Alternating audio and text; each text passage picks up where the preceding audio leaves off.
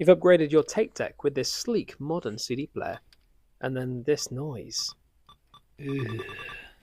So you go into settings and you turn off the beep, because why?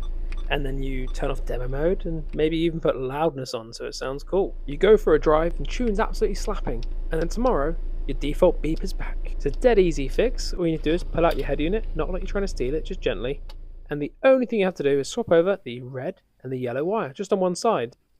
And I'm not going to cut and crimp because that's messy and it takes effort. Why would you do that when actually just gently remove these ends? So you've got the metal sort of teeth, I suppose, and you can just pull the wire out with a pair of pliers and then put those two teeth into the opposite slots.